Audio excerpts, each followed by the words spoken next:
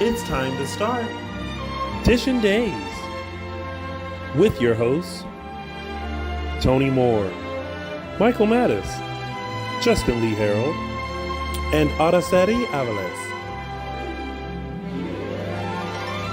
And now, let's dish.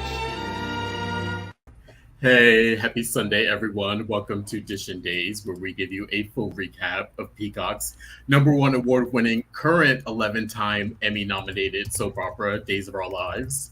We want you to follow us on our socials follow us on social media at Dishin Days Show on Facebook, at Dishin Days on Instagram, and Dishin Days on X and Thread/Twitter.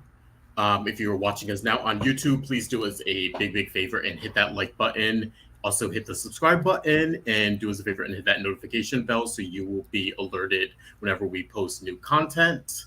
So you'll be the first to receive it. And if you're not watching us, you can also listen to us on Apple Podcasts, Google Podcasts, Spotify, iHeartRadio, and wherever podcasts are sold.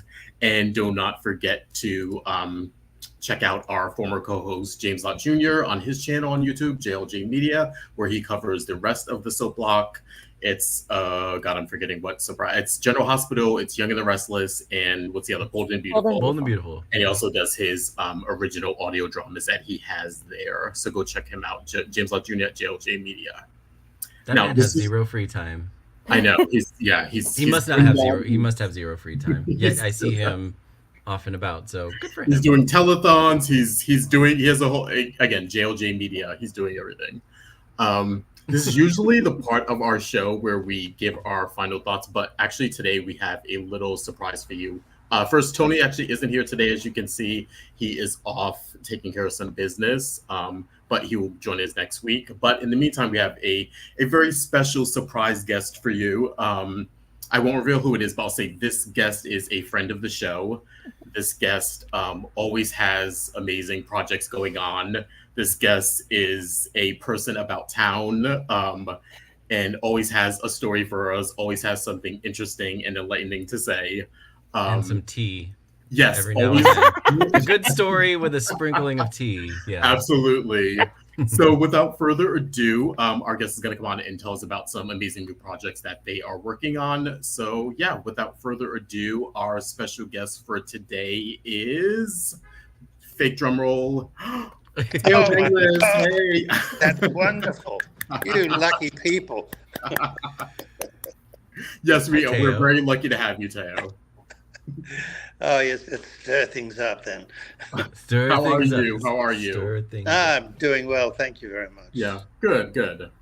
Well, yeah, we wanted to have you on. Last time we had you on, you were introducing your new podcast and talking about that and the iteration of it and how it all came together. But since then, you have some interesting new projects going on. Can you tell us a little bit about those? Yeah, I just finished my biblical story, which I think is going to be my next podcast. Okay. And, it really is. It's been something in the Christmas story. It's always been postcards to me. It's always the same because that's what happened, they say. And of course, that's what we believe happened. But I investigated things like finding out that when the three wise men went to pay homage to the Christ, that he was not in the manger. He was 2 years old.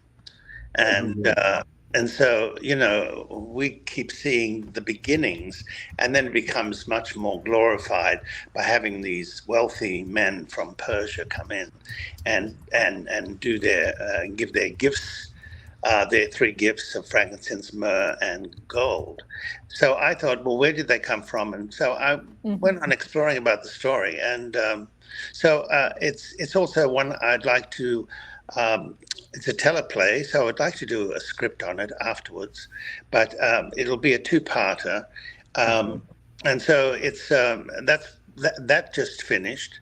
I had also written a story for Days because at the time Al Rabin wanted me to write because he read a short story I had, and he says, "Can you expand on it?" And so I did, and it's a whodunit. And so I presented it to Albert. Then, of course, Albert was fired. Mm-hmm. So that kind of fell flat. So now I'm doing a new project. And so I thought to myself, sometimes when a door closes, Yes. I mean, can you imagine me calling Ron Calavati up and says, I've got a great idea? I don't think so. So I thought, Hell. what? So are you interrupting my story? Listen, I'm playing the role of Tony today. I was going to say, in Tony's absence, someone has to do it. So. Oh, okay.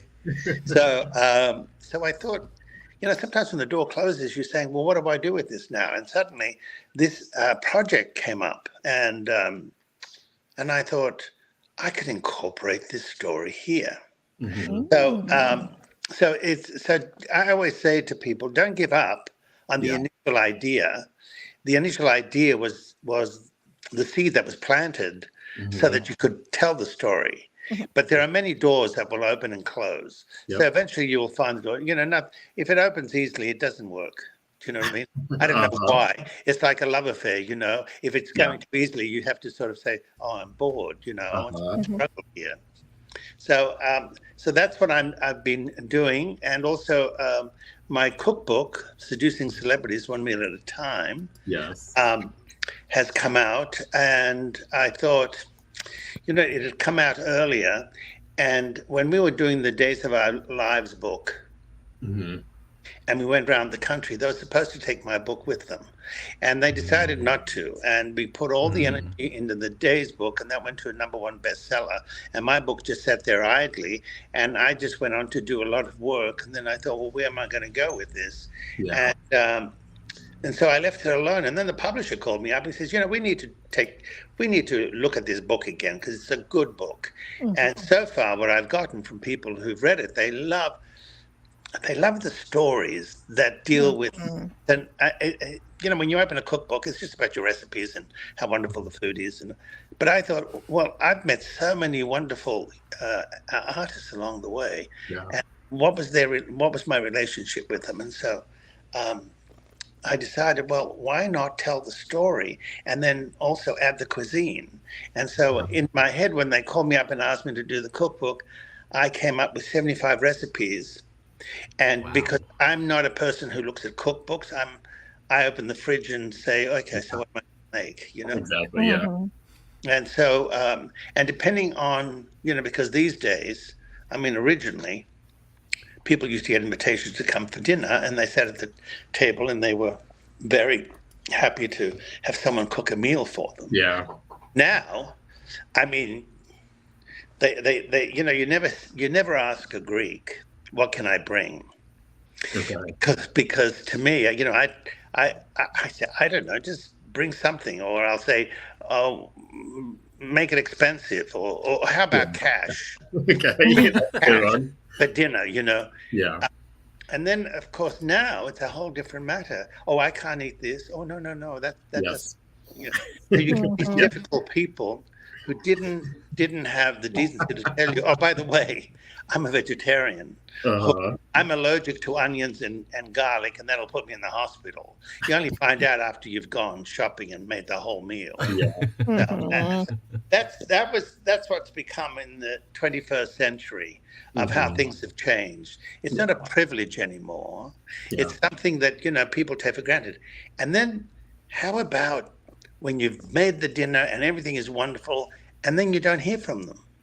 Yeah. Or if you're lucky, they'll give you a one-line text after you've spent 2 days doing it. So for me, I like the old-fashioned way, which was give a call, tell the host how much you appreciated the evening, and then, or send a note and just say, wonderful thing, or reciprocate, and if you don't cook, then go ask and say, let's go out for dinner. But no, it's become so one-sided. Yeah. So those go ahead. I was going to say those old traditions and what some of us know as manners and tact in class sort of have gone out the window. Was the impetus for this book to sort of bring those things back to the forefront? Because I studied with Catsellas for many, many years, and Doris Roberts was part of the class, and I mean, there was a fantastic group of actors that joined that workshop. And I remember when I invited her for dinner, and I'd known her for 25 years. And, she would come in like the queen bee and sit at the head of the table, expecting to be served. But she used to love, because to me, how do you seduce, how do you create the atmosphere? It's the music, it's the aroma when they come in, it's the smell of whatever it is you've cooked, or sometimes you'll go to people's homes and you don't smell anything. Yeah. Thinking, well, why isn't there some aroma going on? It's because somebody else did it or they bought it somewhere. I was just going to say the food hasn't arrived yet. Yeah. Uber Eats hasn't gotten there yet. Yeah. Yeah. So Doris would bring her bottle of champagne, and I used to think, oh, how generous. Dom Perignon, right? And then she'd say, would you have my champagne for me, please? And I'd go, oh, it's not for that. Okay, it's for Doris. So I'd open it and Doris would drink it. And then I'd have friends who see the champagne in the fridge, and they would, oh my God, Thao's serving Dom Perignon. They'd pour themselves. And then when she'd ask for another glass, it was all gone, so she'd be very upset. But the stories, I have to tell you, the old days in New York when I was in my 20s and I met all these older people that were established and really some extraordinary human beings. And the stories they would tell. And you as a youngster would have to listen because you couldn't tell them except that you were an immigrant. And that didn't go very far. Mm-hmm. And so they would tell you all these wonderful stories. Like Noel Coward, all those types of the things that happened in the 30s, the 40s, and the 50s, where people sat around and just cherished each other. And we would then, after it was served by the butler, we would then go into another room and have imported French chocolates and caviar, champagne, and then the next thing you know is we're playing Italian canasta for money. But it was like a salon. You'd go in, and so I wanted to replicate that, and so I did that. I would do 3 courses, and sometimes I wouldn't join them in the first course because I was busy in the kitchen doing the second course. Yeah. And there was an actor called Danny Kaye who used to be a fantastic chef, especially with Chinese food, and he'd invite his friends all around the counter, and he would serve Chinese food to them. He wouldn't eat, he would just taste, but what was important was how do you nourish those people that have come to visit your home. So, people would stay till midnight, 1 o'clock, 2 o'clock in the morning, and then you'd have to say time to go. Yeah. But that's where it all started. And then to me, it was always, that's how I seduced people, and that's why they kept coming back. Mm-hmm. Nice. Apart from it being free, but yes. Can you give us a few names? Can you name drop a few names from some of these celebrities you've seduced? Omar Sharif. Oh, okay. Yeah, I did the 4-hour miniseries with him. We used to have caviar and champagne every day. My meeting with Jacqueline Kennedy when I was 21, and served her tea and served her what I made, which were called the Greek shortbread cookies, kurambiedes. I served that with her. What's her name? Doris Roberts. Certainly a lot of the actors from Days, especially Lauren and Leanne. Mm-hmm. And I had, oh God, there's so many in here that I've forgotten. But what it was is those who I didn't, but I met them. Yeah. Like Charlton Heston, I had to audition for. I imagine what it would have been like to have cooked for him because the meeting went so well. And it's for Man for All Seasons at the Amundsen. And then I loved when I made desserts for Shirley MacLaine and Barbara Streisand. A friend of mine said, could you bring over some desserts? And I said, oh, sure. And she says, and you'll meet them. And there was Bella Abzug there, as she was a politician from New York, and they were discussing politics. But when I arrived with a whole tray, or 2 trays actually, of desserts that afternoon, they were talking about, one of them was talking about the private parts of the Prime Minister of Canada and who had the affair. So I just said, "Oh, I can't go in there." So I just dropped the desserts off and left. So there are some things you just don't interrupt. Yeah. I mean, I didn't want to be rude. Awesome. And so is the book more about entertaining, or is it a sort of step-by-step cookbook, or is it a mix of everything? No, it's for every celebrity. I have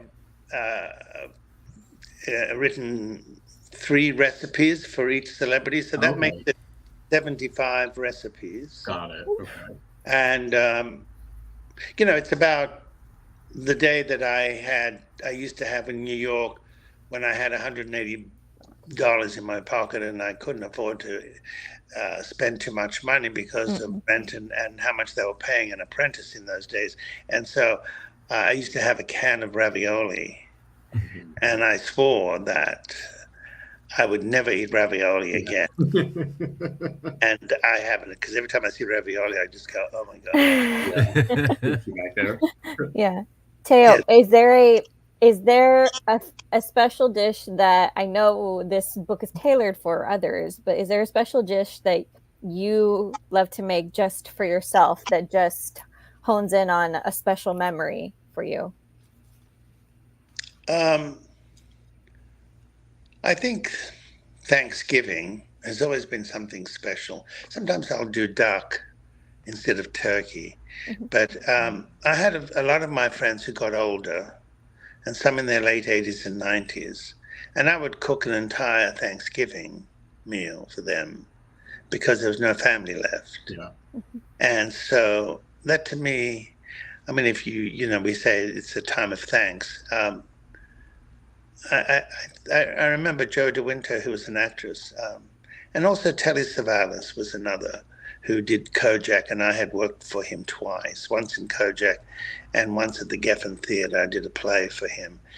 And he was dying at the time, and he had prostate cancer, and he didn't want any treatments. He just said, "No, I'm going to go." So I remember I made linguine and clams for him, which I loved that recipe. And for Jo, it was, doing the turkey. For Doris, I cooked so much for her, but and so many times. I mean, it was a weekly situation, but there's something about nourishing the elderly or those who came before you. Yeah. I think they're the ones who remind us about how things were done well. And they were of great influence. Milton Katselas, who was the great acting teacher and who I assisted for 12 years and studied for 40 years with him, I made moussaka. And moussaka is a wonderful dish. So for me, it's I like to have branzino, which I like to broil. I like to do rack of lamb, and sometimes one of the simple meals for me in the evenings will be a lentil and shiitake soup, the salad, or with some green vegetables, or I'll do the Greek lemon soup with the salad. So it varies, but I'm always consistent. People say, "God, aren't you tired of cooking?" I said, at least I know what's in it. Yeah. And because so many people, they go out and friends of mine who don't look very good these days, I tell them it's because of the food you're eating out there with all that salt, and you don't know what they put in that, especially Chinese and Thai restaurants and all that. Not to put them down, because they are wonderful in their own right. Yeah. But I at least know, and because Days was very intense for me for so long, I used to make soups. I love soups, and for if any left over, I would put it in the freezer in bags, plastic bags, so that I could come home, study my lines, and defrost the soup and salad. That's convenient, but it's nourishing. And also, what they say, you eat breakfast like a king, lunch like a prince, and dinner like a pauper. Yeah, so those 3 elements, You Hey, have a fan you- with RS. You said the magic word with Araceli. Soup. I tell everyone. People are always saying, and people get angry with me. Actually, angry with me that I make them soup in the summertime, and I say that to them. It's like, you can have a cold drink. That's fine, but I'm telling you that this will stave off sickness. I make everything from scratch, like cream of broccoli. I have my grandmother's albóndiga recipe down. Like I can make it in 2 hours, like nothing. But people always are like, well, why are you doing that in summer? It's like, do you see me getting sick? Yes, I never got COVID, so and I really say that's because my immune system was very strong. But I'll tell you, the base of all my soups, I get an organic chicken. I boil that for 2 hours, and that's the penicillin. And then I take the chicken out, and I will make probably a chicken salad with the meat. But and then I will start adding the ingredients, and I always put cumin and curry in soup. Oh, really? And, and then curry's magic. And to me, it's also how it looks. You know, it's very important about that's true. How when you present somebody, if it doesn't look attractive, they'll say, "What's this?" I'd rather say, "Oh my God, you know how wonderful," and you want to taste it. So it's very important to the eye, part of the aroma as well. So I will cut chard because of the red branches, which adds a color to the palate, especially when you're doing lentil soups. But I like to do white bean soups with shiitakes. Oh, is it good? That is also good. I soak the beans for 2 days, and then I will clean them out and then put them in the chicken broth. But you know, you can't beat a soup. It's like I don't know. Your mother always brought you when you were sick. Mama always was a bowl of soup. You know, so I think it's. So I think, and what the book talks about is as how do we nourish ourselves? How did it inspire us? Who we are because of feeding ourselves. You know, we're not kind because so many people are so, you know, in our business, they're always looking to create some kind of wrong, you know, not good enough, or, you know, or they discard you, or it's, you know, what happens sometimes with days, you don't hear anything, and you're thinking, did I do something wrong? So I think there's only one way through life to me, is that how well do you treat yourself, and how do you take other people's opinions and things that make you feel insecure? How do you take those in? So it's a cause and effect. So it's always best to go through life being at cause, because when you're at effect, you've taken on somebody else's garbage. So to me, nourishment is alerting the mind and giving you the energy to carry through with what you're doing. Nice, interesting perspective. Let me ask you, where did this love of cooking come from? Is it the Greek in you? Is it your love language? Is it just something you gravitated towards at a young age? Or? Well, let me ask you this. When you're hungry, you appreciate the nourishment and the taste of what you've chosen to eat. It's just one of those things in life you're supposed to have. It's just that people shortchange it. They change what they're supposed to. How do they nourish themselves? They do things on the run because they're so busy. And I'm thinking, no, how do you reward yourself for succeeding in that day? That to me is the logo, it's the reward that I give myself and permission to feel enlightened and to also entertain others. Because once you satisfy the self, it's so wonderful to be able, and that takes maturity. It's so wonderful to be able to look at others and it's like hearing their story.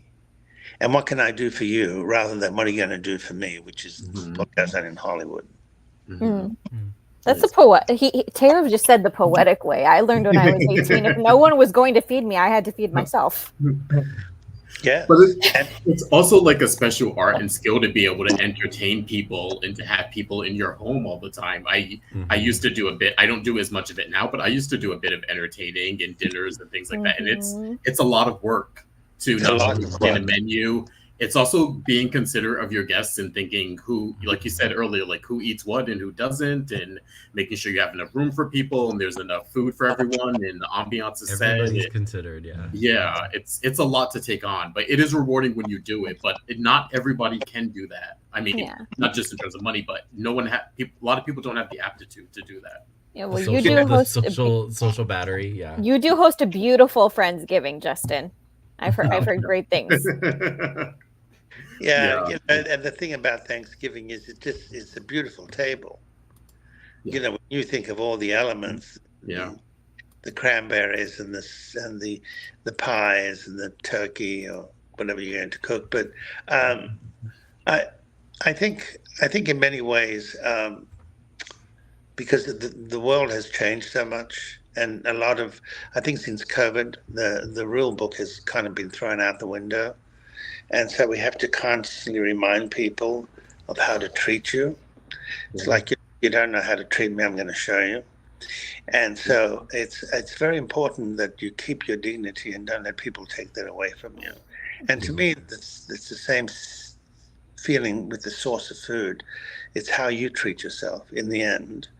And so every day, I mean, one of the first things I think of before I get even into meditation every morning that I do is, what am I going to eat later? Always comes to my mind. Because I had to, listen, I'm going to congratulate myself right now because I went and passed the DMV exam the other day. What an enormous achievement that was when the people behind me were going back for the 5th time saying they failed the written test. Goodness. And this actress behind me is just so nervous in that. And I thought, oh, well, I don't want to take on their energy. I went in and I thought to myself, no, I'm going to pass the you-know-what. And I did. And when it came up and it said, congratulations, I went, you know what a load that was? Like, I couldn't even drive. My license was expiring on Monday, and I just passed it on Friday. Well, it's like, it's like, I don't know how far to park from a railroad track anymore. It's like, it's one of those things, like, you put it in your mind for the test, and then it goes out the window once you start driving, and then years later, you're like, wait, I feel you on that. It's just too many things, and when I talk to my brother in Australia, he says, oh, we don't have that. Or even people in Pennsylvania that I've spoken to, they don't have those written tests. Everything here is to the extreme. LA is very different. Yep. I remember when I first moved here, my license was expiring and I knew that it was going to expire. So months before I moved here, I studied for the LA driving test, just because even though I had my license for years at that point, but I was like, LA is a different beast. I'm from the East California, Coast. Just different rules. Yeah. I was like, I know that this is going to be this is going to be something. So I need to study for a few months in order for me to make sure that I pass. And and how about those people who work there? How about them for entertainment? I mean, you talk about I mean, you think you're going into Cuba where they look at you like you're a criminal, and you go up to the thing and they dismiss you. You can't even ask a question. Sons of bitches, I get so upset with them because I thought, what the hell is the matter with you? You can't look me in the eye and just answer the question. What are you doing here? It's like they sit on that tush and they don't want to get up, and it's an inconvenience. So I thought, why how do you respond to people? Are you a people person? And they don't have that. It's like you go up and right away it's like, so what's your criminal background? That's the kind of attitude they have on you. Yeah. So I tried to entertain them, and I said to one woman, oh, you must be either Greek or Armenian. She says, I'm both. How did you know? And I went, good, I got in. There you go. Well, this is your new podcast, Thaao. You're exploring the DMV at Oh my God, it should be a musical. Thao's Tales, right? The DMV. Episode 1, the DMV. But you know what? It should be a musical.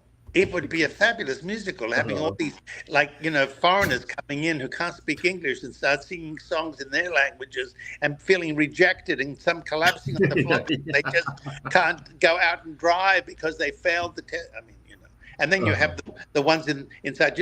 I used to take Doris Roberts down because, and she was so grateful. I said, I know somebody. Well, that was years ago. I know somebody at the DMV, and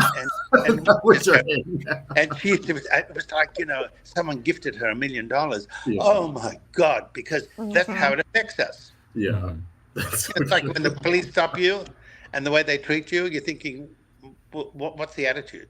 Yeah. And we just say good morning, good afternoon. Sir, you did the wrong thing. No.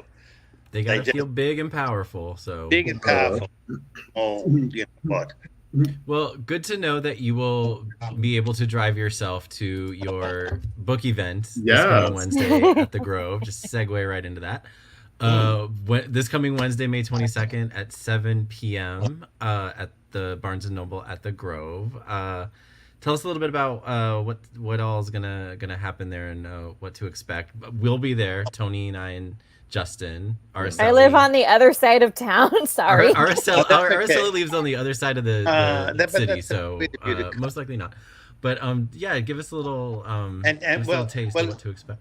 When I went to with Susan yesterday, she said, "Oh, I'm coming," and I said, and then Lauren said, "Oh, I'm coming," and then Leanne's coming.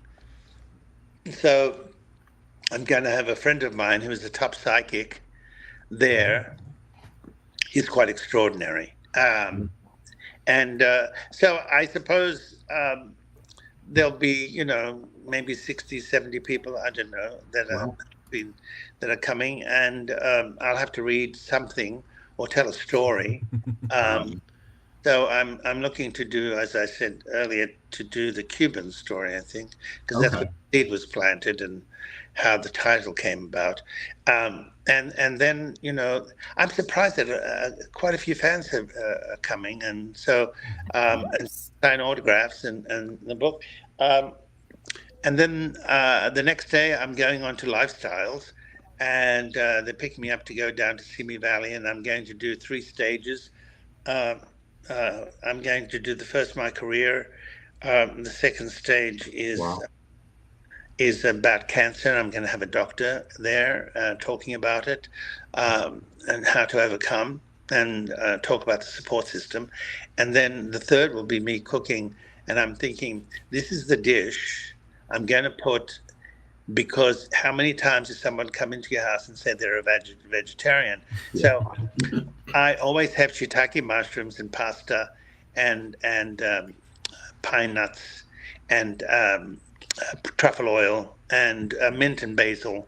And so out of that's coming this recipe, and that's what I'm going to present. So that's what I'm doing these next few days. And then I just had a nephew send me a ticket to go home to Australia. Some things in life, when he was 20 years old, and I remember that's how old I was coming to America, I said to Peter and my nephew Johnny, come to America. And I sent them the tickets. And do you know, this boy, who's now an adult and is about to have his first child, sent me a business class ticket to go to Australia. Aww. Oh, nice. Oh, lovely. Full circle. Yeah. I mean, those are the things. That's why I say, do embrace people, be kind to people, because eventually that will turn around and become part of the prize that you'll get for embracing someone's youth and opening up doors that they never expected. Yeah. And so, and that's what writing does for me too. And that's what this book is about too. It's how we enlighten each other. And, feeding people is one of the best things you can do. I mean, well, we've definitely been promoting the discussion and citing every week since we got word. But everyone, we will mention it also at the end of the show when we do our reminders. But go to eventbrite.com. Thaao Penghlis discusses Seducing Celebrities one meal at a time. It is a free event. You don't have to pay. Please come show support to Thaao. Come listen to he regale you with his amazing stories, and I'm sure we'll get some really great insight into this book as well as his life. But before we go, Thaao, we have to go there with you about Days. There was a little controversy this week. I was wondering you were going to bring that one up. Yeah. I can tell you what it wasn't me. With love, I think you were misunderstood, Thaao, as you often are. So why don't we hear it from you, from your mouth? Do you think I was good? Are you taking a little bit of a break from Days? Are you retiring? What's going on, in your own words, that you can safely say? Let's say change is inevitable. Okay. I have other things on the horizon. But if they ask Leanne and I to come back, we would say openly, we would welcome that. Good. But in the meantime, as I said earlier, your life must be at cause, not at effect. Yep. And so, I mean, I've been with that show on and off for 42 years. Yeah. Sometimes they forget that, but we were part of its success. Yeah. Yes. The foundation Like that heyday, actors are standing on today. It was the vets that kept the show going. And so, to those who forget that, I just would say I remind you. But it's been a fantastic run. Yeah. And I've loved the actors and wardrobe and our writers and everything, and Ken, and there's too much to celebrate to even have any kind of criticism, except to remind them of why they're still on. Absolutely. Yeah. Joe and I established the Dimera family. Yeah. And that was very important and gave great leverage to the contrast to families. That's and Joe and I and we love doing it. Yeah. And the pity is most of the time you can't see it until you can just look back and say, oh, okay. But now it's we've got new discoveries going on. So if there is an interim period where they say, would you like to come and do a vignette or do whatever? Yeah, absolutely. But in the meantime, we move on. Yes. Well, we are sure that Tony and Anna's story is not done yet, and we will hopefully see you sometime in the near future. I'm sure we can probably bet on that, but we definitely miss you. Don't you hope it's Andre so I can scare the daylights out of some of them? Upset them a little bit, I think. A little bit, but I think we're in Tony's camp. We do love a little Andre here and there, but I think we're diehard. We love Tony and Anna and their vibe in life. Whereas like they come in, obviously you could be around more often. And just kind of you guys, Tony and Anna, kind of live their life, and they're just kind of on the sidelines while everybody else is having their drama. They come in and kind of just hear what's going on, and then Anna goes back to her boozy brunch. Tony goes back to and I'm like, that is the life. You know what I mean? Yeah. So and occasionally give her a dip. Yes. Occasionally give her a dip. Yeah. And we have to say, we talk about it all the time on the show. We love the friendships that we see on social media. We know, of course, that you and Leanne are such good friends, and you and Lauren Kozlow and Christian Alfonso, and we love seeing we love seeing that actual real friendship transpire from sort of the screen and the stage to actual real life. And it just reminds us that people do develop friendships, and it is like a family, and it's nice to see that carried on into the real world. So yeah, I think with Susan, I think she appreciates that you are sincere in reaching out when she has lost something that's been with her for so many years, and also an extraordinary man, and how he was one of the icons of the show, and Deidre Hall as well. It's we're part of that old thing that was magical. It was the golden age of dating. So, but thank you guys, and thank you for the invitation. And I look forward to seeing you. Yes, you will see some of us in a couple of days. Yes, we will be there supporting you with the Hosan, and I'm sure as many others will be there as well. Okay. Yeah, thank you, Thaao. Thanks so much for making time and always Have coming a good rest on. Of your day. Yeah. Bye. Thanks, Thaao. See you soon. Bye. See you. Bye. Bye-bye. Oh. Did we get? Okay, there we go. Well, that was fun. A little surprise. A little surprise pop in. He's such a delightful human being. Mm-hmm. He always has something. We need like a day with him. I know, just like an entire day. Like just that's why. Like there are people that come on sometimes that are just like. It's not that you're stunned to be in their presence necessarily because of the name or who they are, but you realize the life that they've lived and they continue to live, and you're like they expect to engage with you in conversations, and you're like I just kind of want to sit and listen because I know, like I'm like I will never be bored. Yeah, exactly. Yeah, I'm kicking myself because I meant to bring up. I've been trying to angle to sort of get us an invitation, Dishin Days, to one of his fabulous, amazing dinner parties that he's always Here's the thing. regaling us with. I'm Doris Roberts would bring Dom Perignon. I'm bringing like my Charles Shaw or my I know. what's that? What's the jug? Yes, jug, yeah. Carlo Rossi. Yeah, right. Yeah. I know. I'm sure with that camp they'll be like, you can have it. It's all you. I was like, we'd all have to chip in for a bottle of Dom. Like that would be the one. That would be the gift from all four of us. That's manageable. Okay, yeah. A box of Franzia. Yes, thank you. Yes. A juice box. Yeah. Yeah. So we're getting closer. We'll see.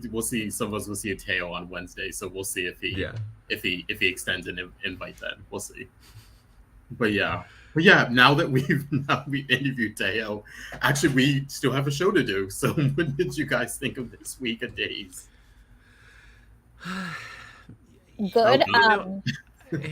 I wanted it to just be a little more engaging. Like I found myself, even though there was good stuff happening, I still found myself tuning out a little bit at times. But I feel like we got some good motion continuing from last week. So yeah, it was okay. Michael, every time you say this, I know exactly why, and it's because sometimes you say this every time there is a little bit of a pacing issue, which in the beginning half of the week there was. I don't know if anybody else noticed if I'm alone in this, that Monday through Wednesday, I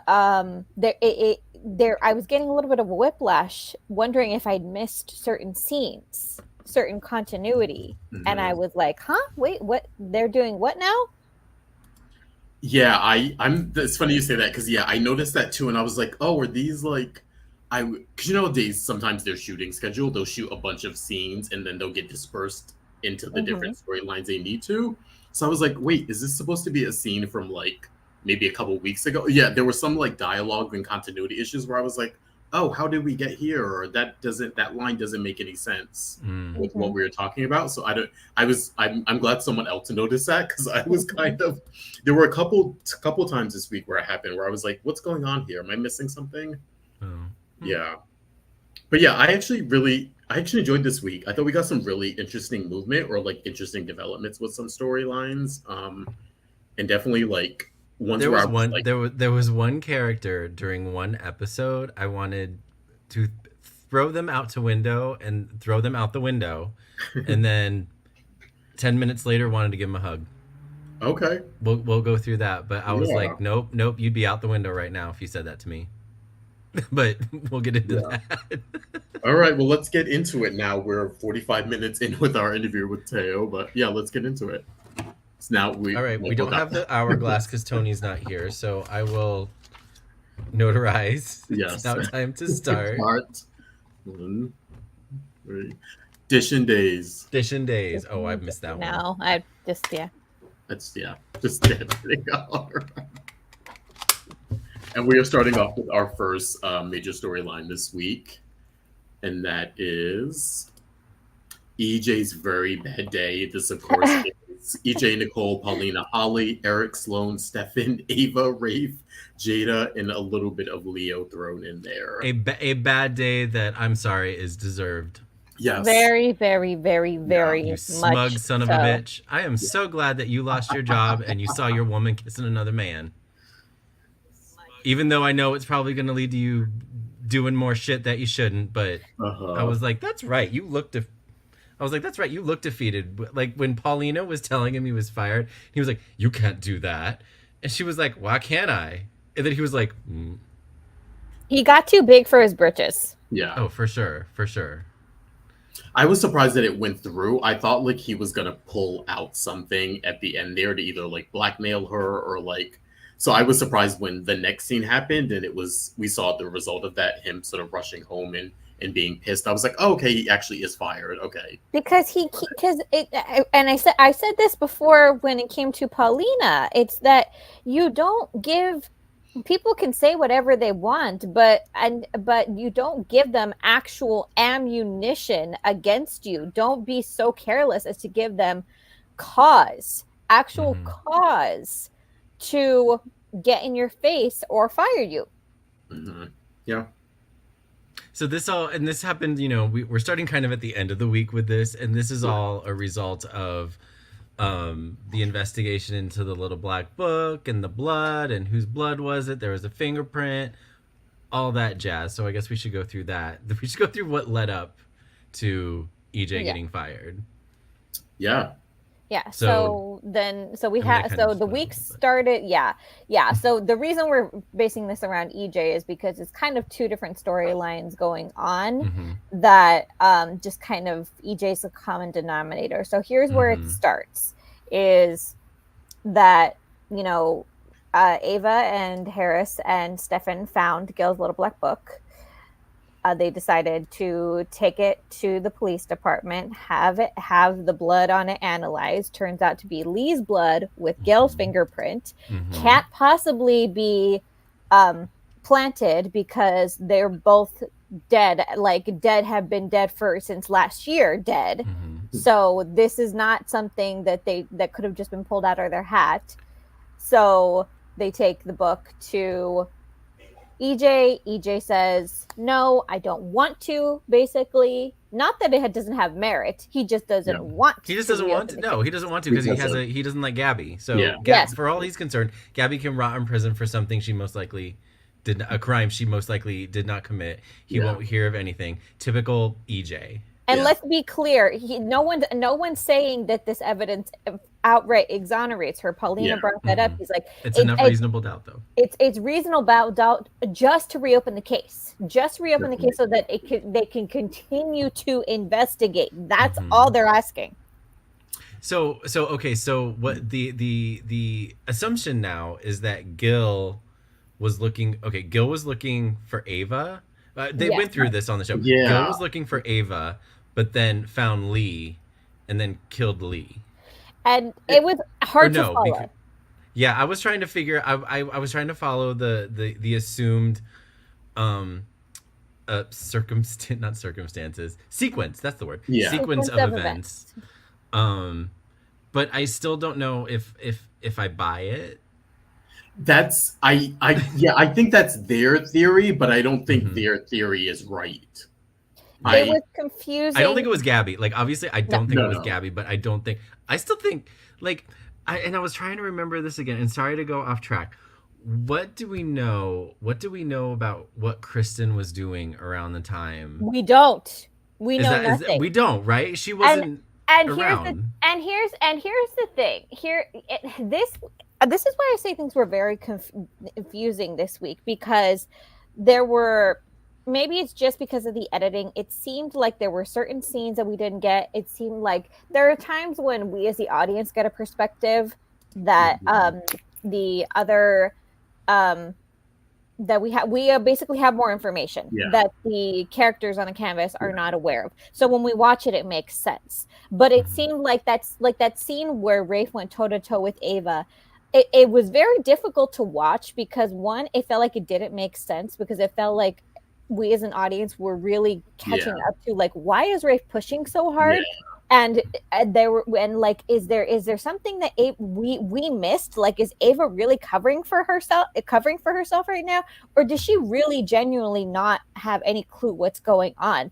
And we got 20 minutes of him just going at her, and it wasn't until she's alone in the room by herself that we as an audience realize, no, she really has no clue what's going on, and she's actually horrified that someone could have died because they were just in the wrong place at the wrong time. I also think it's a little confusing for us, the audience, because they're sort of connecting dots that are even sort of loosely there. I forgot that Ava crossed paths with Lee in the apartment. She must have only been there a week before he died. Yes. Because I remembered it as her coming after, but then when they start talking, I was like, oh, okay, I guess she was there. She was on the couch. Lee was in one of the bedrooms Wendy was in the other room, and then Trip had the other, because there's 3 bedrooms. That's right. So that was a point where I guess she had just gotten out of Bayview and was on the couch for like a week. And I forgot that because I didn't remember her being on the, but anyway. So that like took me a minute to remember that. And I was like, okay, they're trying to connect these dots. Then I had to go back and think, and I'm like, so they're trying to say, or they're making a case that Gil possibly killed Lee.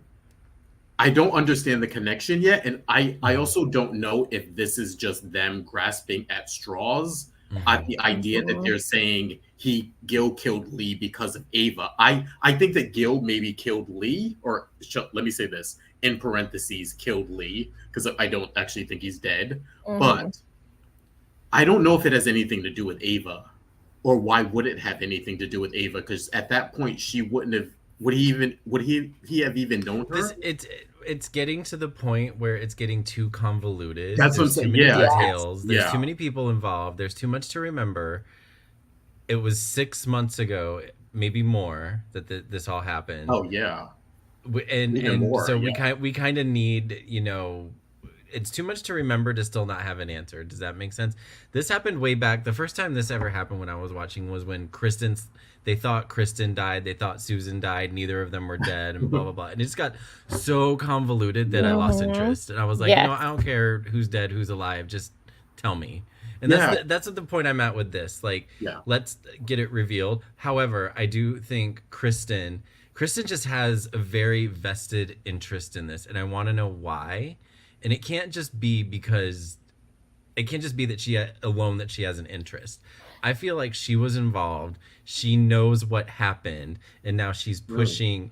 They discovered the blood, and now she's running with it. She's like, oh, okay. Even if it's a red herring, she's running with it for some reason to get Gabby cleared, and it's under the guise of getting Gabby cleared for Stefan so that they can take over Dimera.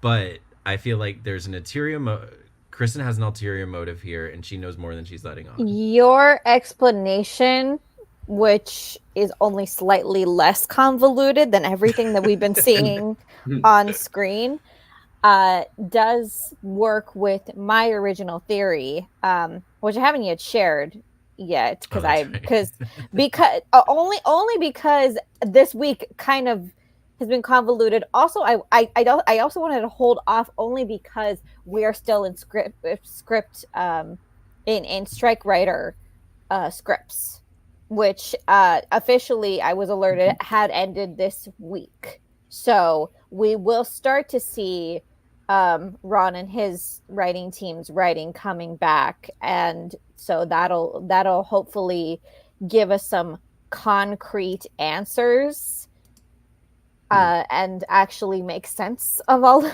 this that we're seeing. The other thing that was very the other dynamic of this that's equally as convoluted is that they're using this particular storyline to bring up Abigail's murder, which was 2 years ago. Is it 3 years ago now?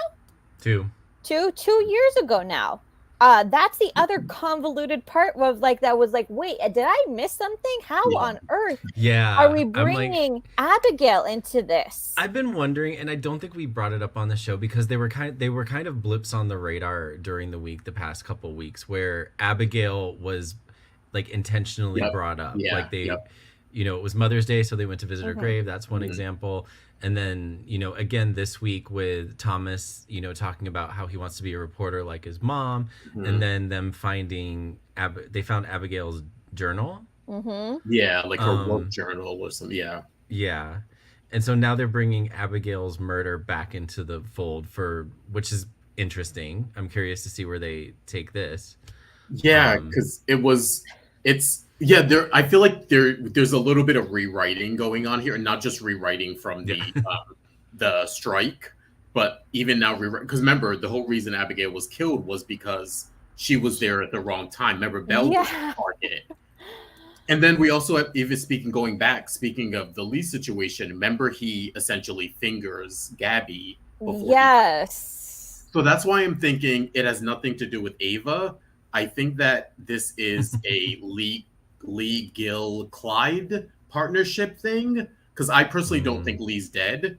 And I think if in order for him to finger Gabby, he must be in on his own, faking his own death. So that's why I don't, the Ava stuff doesn't make sense to me. And I think that that's just them, the characters going through it and being like, oh, Ava's the only connection, but I really don't think it has anything to do with Ava. Yeah, just make it make sense. Yeah. Make it make sense, because it's getting extremely confusing. Yeah. Yeah. Hopefully soon. Yeah. So bringing it back to why this is one big bad day for EJ. Mm-hmm. How was I going to do that? Oh, okay. So there's this new evidence that creates reasonable doubt that Gabby murdered Lee. EJ is an asshole and refuses to open the case. Stefan goes to Paulina, and Paulina, well, I'm gonna call you. Stop what you're doing in my office now. Boom. He's fired. Meanwhile, while all this is going on with EJ, Nicole's having a bad day too. Mm-hmm. Well, she's having like a mixed day, I guess, because she's working while trying to mend fences with Holly, getting said really nasty things by Holly, and then ends up at Small Bar doing shots at 11 a.m. Yeah. Now this is after. This is at the tail end of the week. This is after EJ had already made the decision to keep baby Jude's paternity a secret. And then there's that part, yeah. Yeah, he and Sloan, he talked to Sloan, they talked it over. He decided, okay, let's keep Leo's mouth shut. Leo, in his drunken state, again, this was such a confounding thing. I was like, when did EJ show up? When did he get Leo coffee? It was a very. We didn't. Why didn't Leo immediately? And I can only assume that in Leo's drunken state, he was so drunk. He didn't question why EJ would want to keep his own son with Eric and Sloan. Which, by the way, I forgot he doesn't know that part. Yeah, I know. Okay, so we need like a chart of of all of these players, who knows that Eric is actually the father. I forgot that part. Yeah. So Leo, when we're talking about Leo doesn't know that. Okay, so Leo doesn't know that. It's actually a very small amount of people. EJ, it's Sloan, Melinda. EJ, Melinda. That's it. What about the other? What about Von Fuckface? Excuse me. No, because he told Leo, so he's under the impression it's no. EJ's. And EJ brought that up. EJ said that Dimitri brought the baby to Sloan's, and he fully believing that EJ is the father, and still left him with Sloan and Eric. Yeah. Okay. Yeah, I forgot that. I must have completely forgotten that Leo didn't know that. So I was when he said that, I was like, oh wait, he doesn't know that it's actually Eric and Nicole's baby. Yeah, a lot of yeah. So there are 3 people that know that Eric is Jude's biological father, and there are 6 people that know. I believe it's 6 or 5 that know that Jude is. No, it's 5. It's still Nicole's. It's Nicole's. Okay. Yeah. But and the results, and a reminder, the results of the actual paternity, who's the result. mama, who's the daddy, are sitting in the Dimera safe being untouched. Yes, that I'm assuming Nicole's gonna find, or because I thought EJ would find it, and that would be the conundrum with because he had his own DNA test done, but no.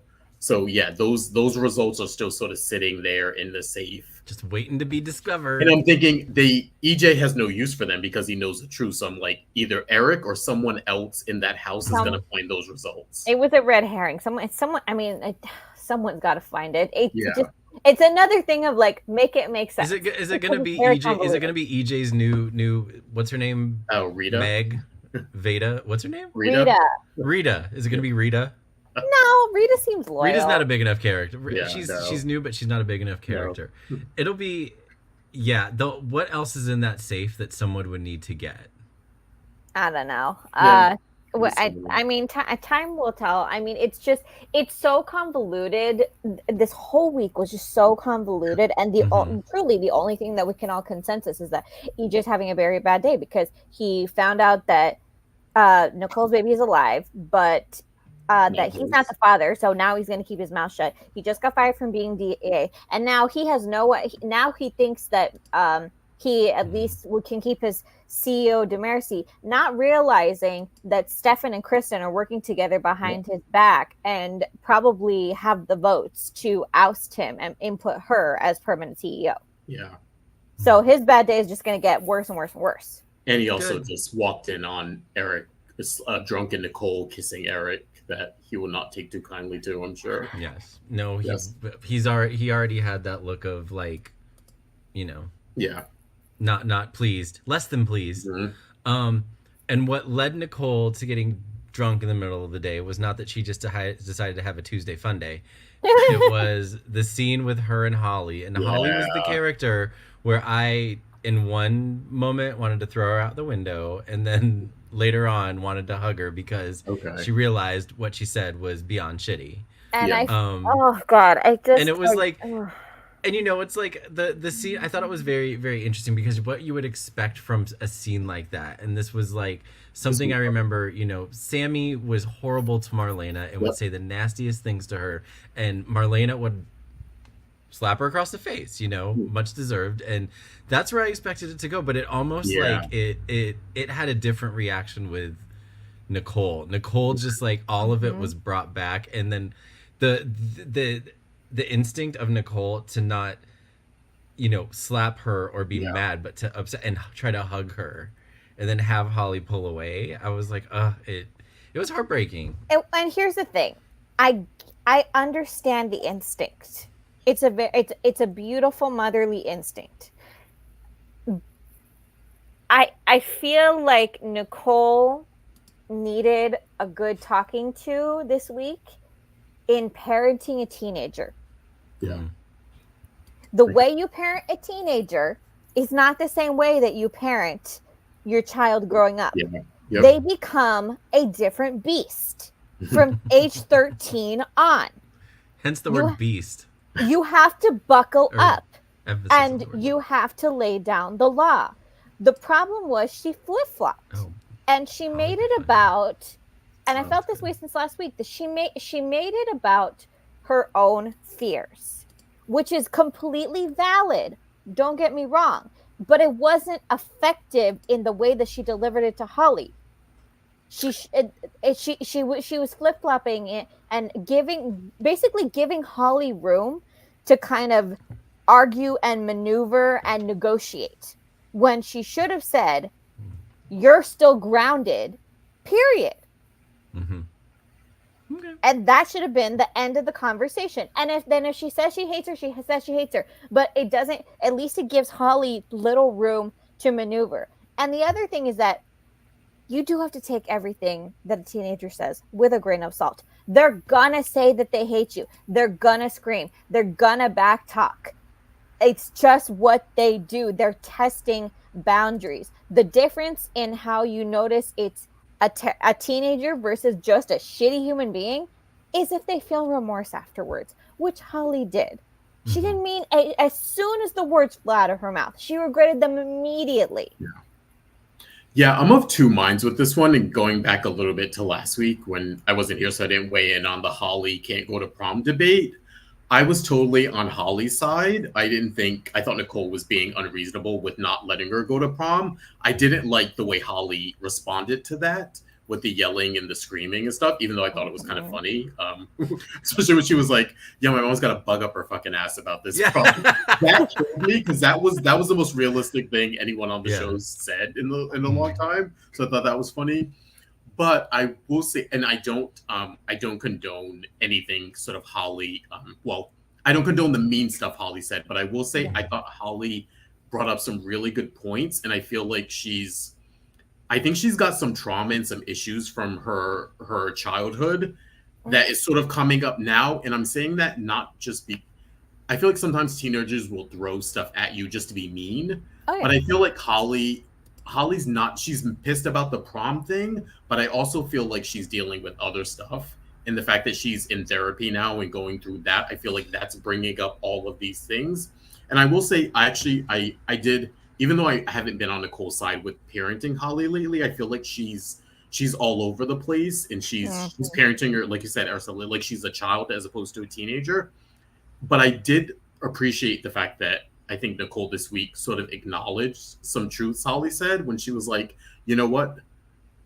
Oh, and she actually brought up Chloe, which I thought was really nice, and I'm glad someone finally did. She was like, you know, Chloe did bring her into this world as the surrogate, and they didn't bring up this part, but I'm assuming it's applied that Chloe raised her for a few years while Nicole was dead. And like, you know what I mean? Those are all things I think would contribute to the way sort of Holly feels about Nicole and like issues she has with her childhood that I feel like are kind of being sprinkled into this storyline, even though they're not the main point. But I tell you, I thought their scenes were amazing. I hated hearing what Holly said to her, of course, but I liked the dynamic and I understood both of them. I understood Nicole from the standpoint of like, don't you ever talk to me like that? I'm still your mother. But I also understood Holly being like, listen, like, let's not go there, because you of all people should sort of know how I'm feeling or going through, considering your own childhood. So I thought they both sort of had really good points.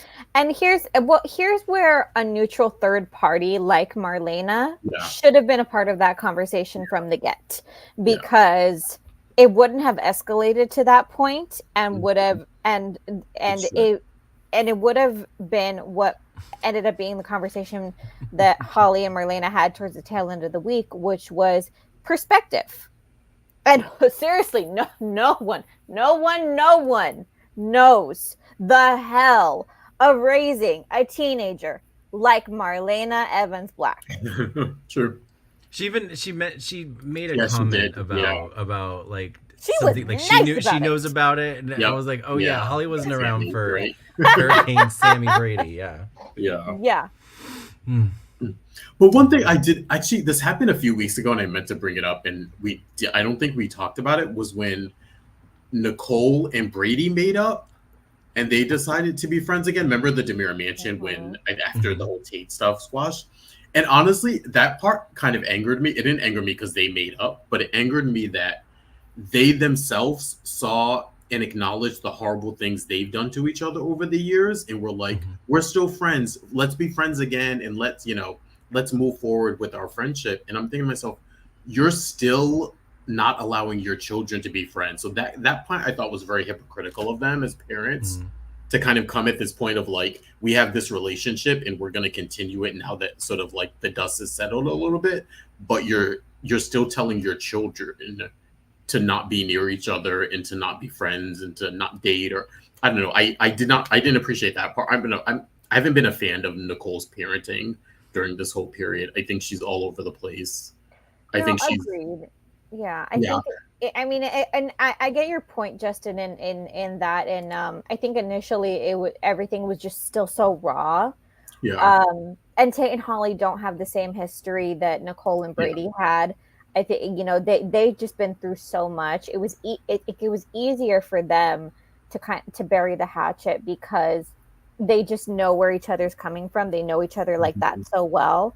And to them, it's like, well, Holly and Tate are still kids.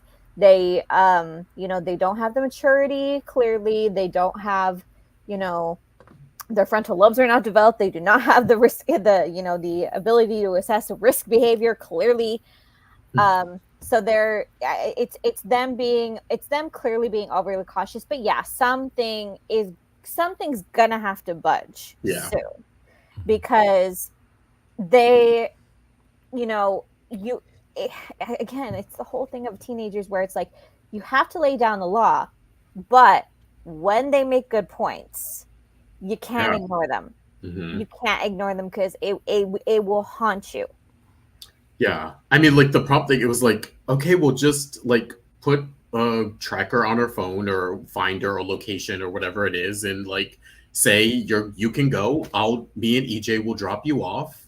I know it's embarrassing. I don't agree with them chaperoning. I think that's too far, but it's like they're going to, like, also nothing's gonna happen at prom. stuff Nothing that happens on at prom. night, not at the prom. Stuff happens either before After or the prom. after. Yeah, exactly. I was like, okay, the prom is like the safest place for them to be. I was like, truly, yeah. Bring them to the prom, have them go and say, we're going to pick you up at midnight. Like, I don't know that.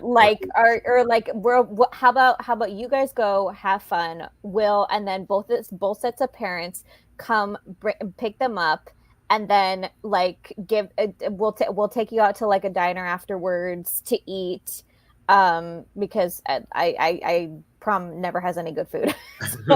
So we'll take you guys out. You guys can go with your friends, eat in the corner. We'll be over here. Or something. Space. Yeah, exactly. You need to have those clear. It's a conversation. That's the thing. Exactly. It's just having the conversation and saying, in order to have the trust, you need to give them the opportunity to earn the trust back. Exactly. Yeah. Yeah. Well, I think we beat that dead horse enough today. Well, that was a lot too. That was like half. That was a lot to go through. One storyline. Yeah. My girls just went to prom, so I'm kind of still like down from that. Like, oh, they look so pretty. That's right. Yeah. So our next storyline is Alex being a hoe. Oh my God! This is Alex, Theresa, Konstantin, Maggie, Kristen, Brady, John, and Marlena. I'm sorry. What's a hoe bag? Calling your side piece when you're still not cleaned up from what you just did. I'm like, that's just that's beyond skeezy. Beyond skeezy. This is like no, and I know we know that Theresa is like half playing him, half doing whatever she's doing, but that doesn't excuse he doesn't know that. He doesn't know that. He doesn't know exactly. He doesn't know that. Yeah. So, my point was saying that was like, well, now I feel bad for Theresa, but I have to remember that she's, she has her own plan on the side. But that's just icky. Like, if you're gonna be a hoe, be a respectable hoe and wait till you've showered to call your side piece. See, I feel like they were in that scene. Don't be a hoe, but whatever. I think they shouldn't have had him do it this way, but I think they were trying to show that these feelings are real for Kristen. I feel like they should have done that in a different way, but I think that was their attempt to show, like, even though he's sort of falling back for Theresa, that he's having some real, actual, genuine feelings for Kristen. Maybe there was guilt about what he just did, and that's why he called Kristen because he cares for Kristen. And now he feels guilty because he can't. Which I'm in favor for. Like, give me Alex and Kristen. That's the one. I don't feel guilty. I don't think he feels guilty. I think he's just a hoe. Sometimes they're just a hoe. Yeah. Yes. But also, this is like this is day 1 or day 2 Alex when he first came on the show. This isn't like the current Alex we know. Like I don't know. I feel like they take his character and whatever they want him to be that week, he is. Mm-hmm. Like he's supposed to be. He comes on as a hoe. Then he's supposed to be like, he wants to be real and doesn't want to have sex. He wants to make love, and now he's back to being a hoe. Yeah. It's oh God. And spending $1 million in like one day. Yeah. And justifying it, like saying that it's how he soothes himself for Victor denying his existence, kind of a thing. I'm like, that is another whole set of convoluted thinking right there. Mm-hmm. Yeah. Mm-hmm. So we have that. We have so Theresa is sort of gaining momentum. She now has got Alex back in her bed. Maybe a proposal is coming. We don't know. Who knows? Well, thanks to Konstantin. Oh, is that an engagement ring? Oh my God, he's another one that has no chill. Yeah. Like he was doing that on purpose, though. Like he knew what he was doing. It wasn't just like, oh, Konstantin and your words. No, he was smart. He's bad at it. He's so bad at being skeevy. He's another one that's a skeevy and he's bad at it. Mm-hmm. Yeah. It's like he lays it on way too thick. It's like, chill, relax a bit. Yeah. Don't show your hand so much. Yeah. Hallelujah. Maggie has seen the light. Maggie has seen the light. And so what's her plan? Okay, this also didn't make sense. This was also a continuity thing where I was like, did the writers mess up? Because when she first I was like, what? This made no sense. When she first explained the plan, she said it as if they were going to set him up, not that he was actually going to do anything wrong. But they were said they were going to make it seem like he did to like get him, and I was like, okay, that's not a good plan because you're actually setting him up. Which, again, I don't feel bad for the guy, but also don't let him do the bad thing. But then later on, Maggie actually did put him in charge of the money. So I'm like, okay, so which one is it? Are you setting him up, or are you just expecting him to do bad? Because the way they explained it was wrong, I think. I think there's like some just technical minutia that hasn't been explained to us as an audience yet in terms of how the money is going to be distributed. That will make it make sense. Because she outright said, "This is I'm just actively thinking about this right now." It seems like she is literally making this up as she goes along. But because it's Maggie, her plan is formulating very quickly and actually coming together. So.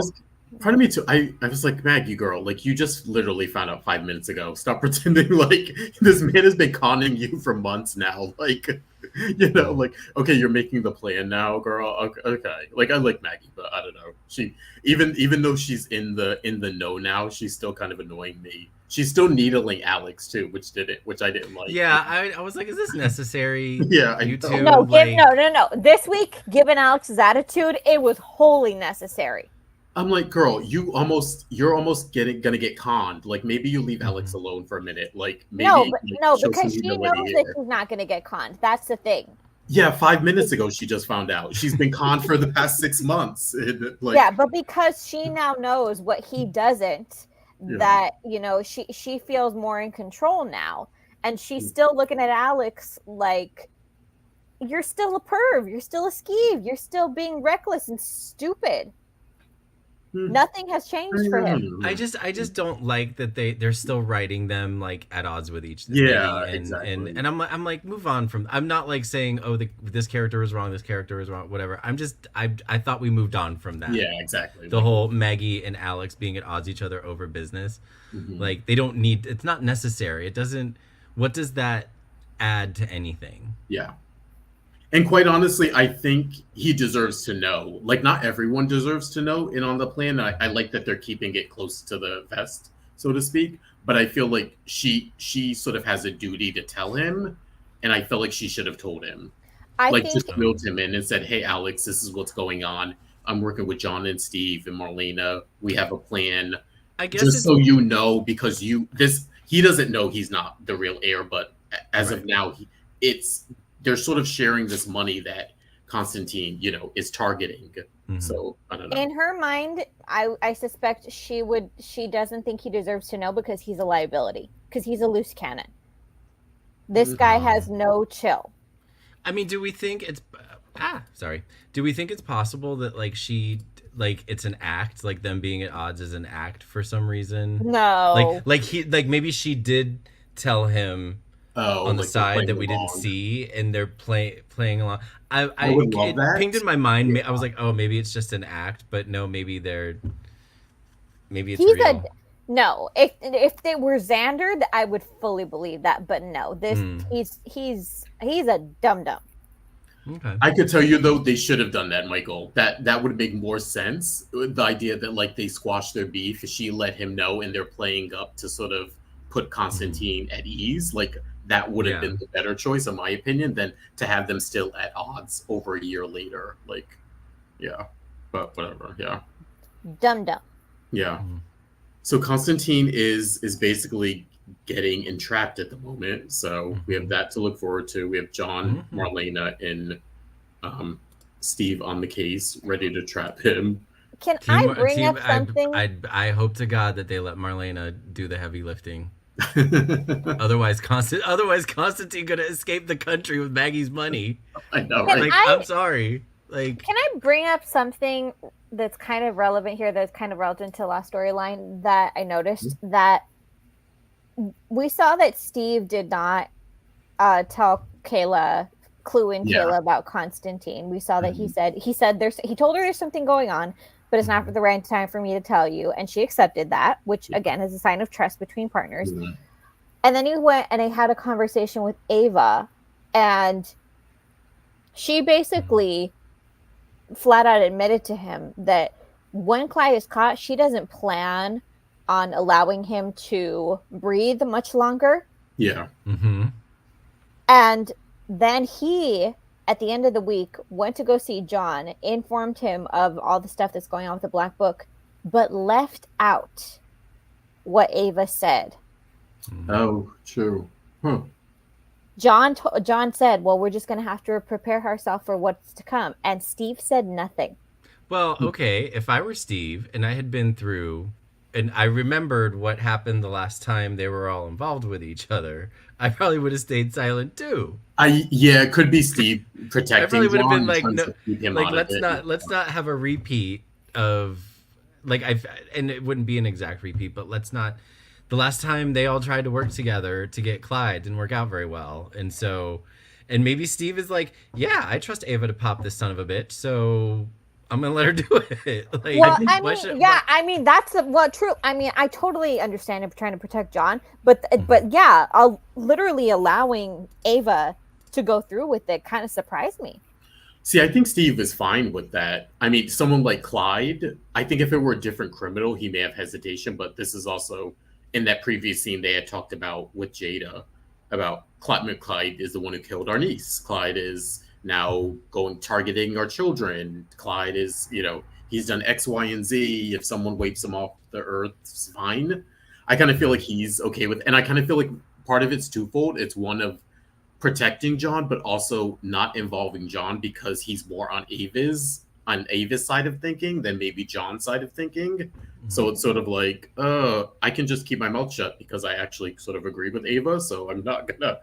But also, the other hand, he's also getting off thin ice with John himself. So, John is just now sort of forgiven him, and they're back to being friends. So it's like, oh, do I even go there with John about this? I'm just saying, he's playing a very risky game. Though, yeah, it's risky. Yeah. Well. Moving on. Yeah. What was there?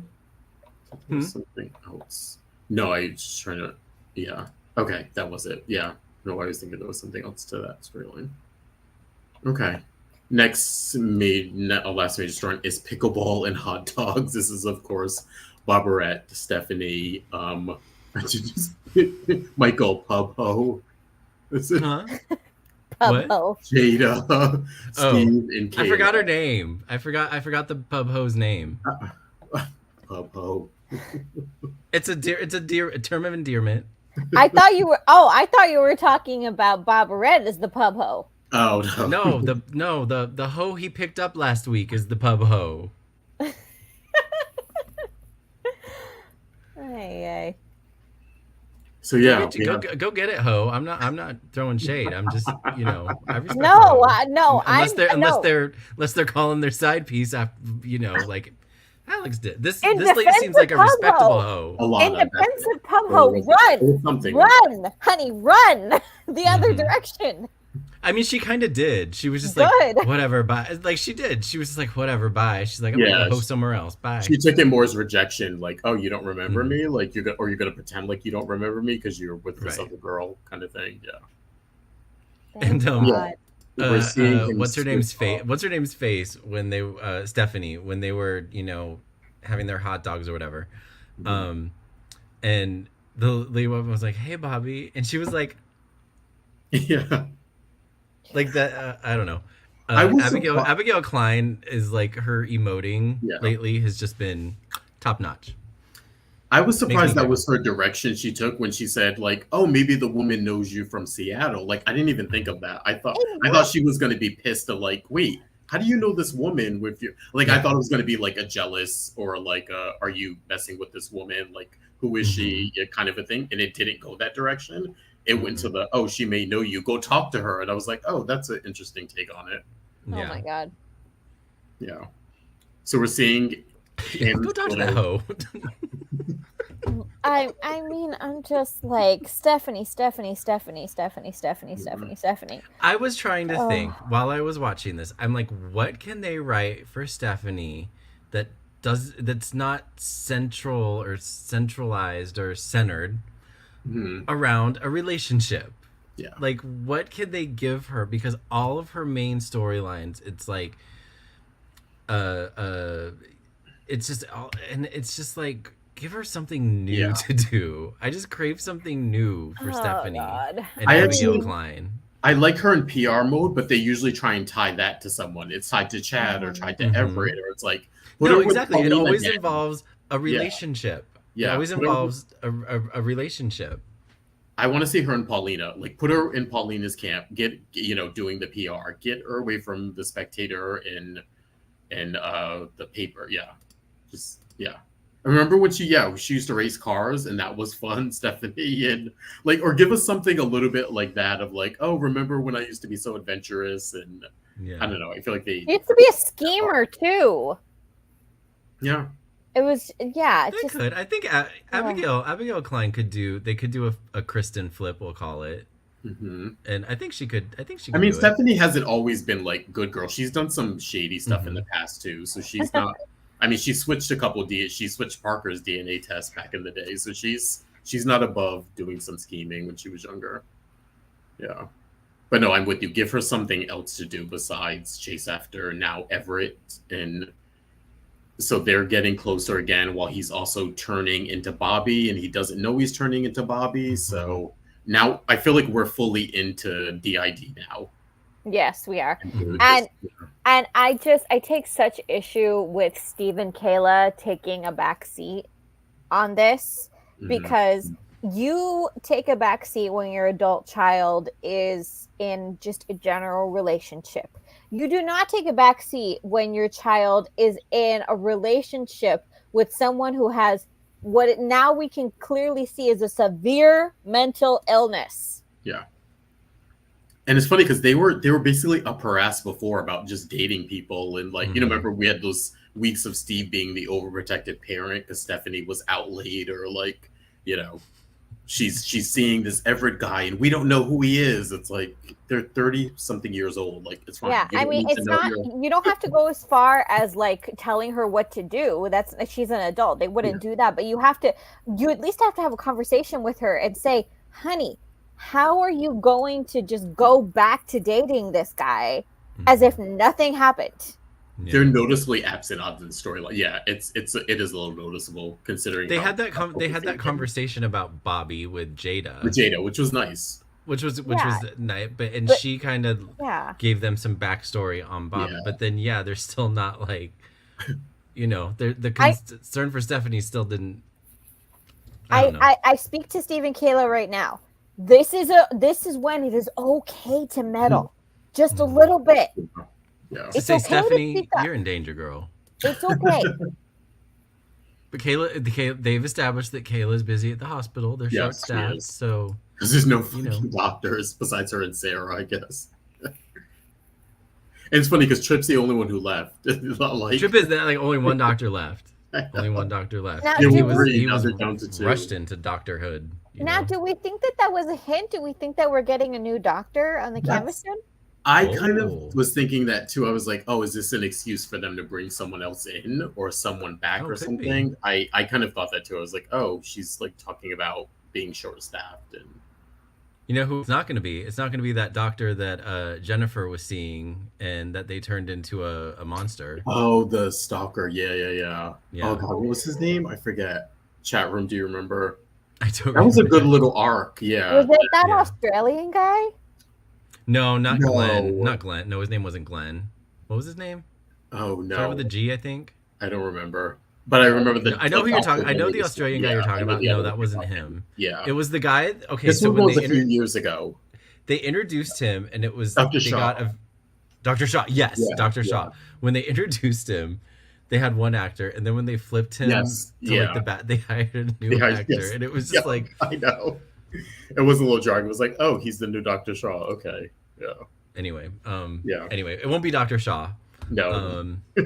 But yeah, maybe there could be an opportunity for a new doctor.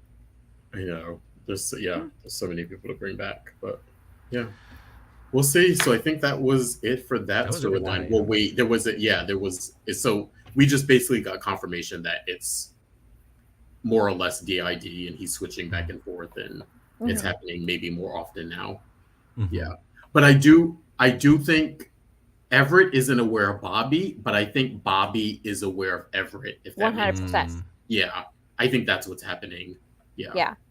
And if this is what we think it is, I appreciate that we're not making it into the typical cartoonish, they're talking to each other bits.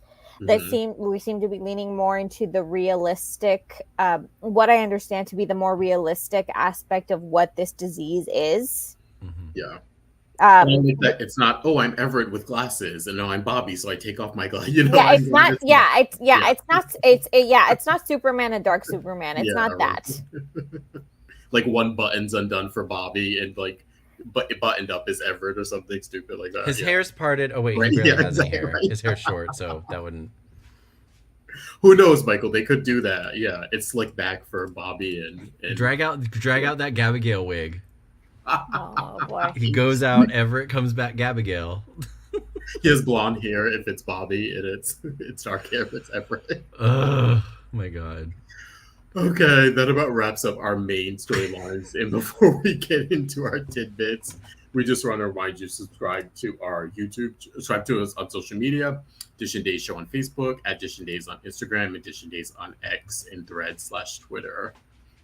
And subscribe to our YouTube channel. If you're on it right now watching us, please hit that like button, the subscribe button, also hit that notification bell so you're notified whenever we post new content. And if you're listening to, or if you want to listen to us, not on YouTube, you can check us out on Apple Podcasts, Google Podcasts, Spotify, and iHeartRadio. And do not forget to check out our former co-host James Lott Jr. on his YouTube page, JLJ Media on YouTube, where he covers the rest of the soap block, in addition to original audio dramas. So getting into we only put a couple of tidbits today to go over. This first one is Holly is Tate's lobster.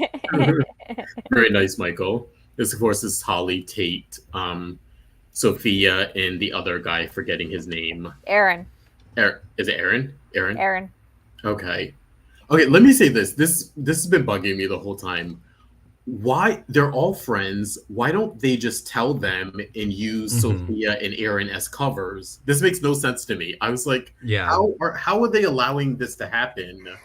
Yeah, and I feel like Sophia is the one getting shortchanged in this situation because she genuinely has a crush on Tate. Yeah, and I don't feel like it's deep, but it's not that deep. I don't feel like it's deep enough yet that if Holly told her the truth, she would 100% cover her for her in that loud. But instead, Holly is letting her get deeper into the situation and actively encouraging the lie.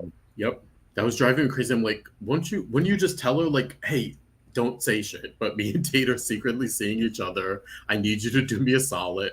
Pretend like you're going to a Tate. I'll pretend I'm going with Aaron, and we'll switch when we get to the prom and do what we do. But yeah, that part kind of, I was like, oh, this is sort of like weirdly unnecessary drama that isn't interesting at all for this. And I think we said, like, when they first brought them on, we were like, okay, we want more teens for this teen set, but I don't know. I like the actors. I think the actors are good. Yeah, the actors and the characters are fine, but what they're having, the whatever they're doing with them right now, it's just not.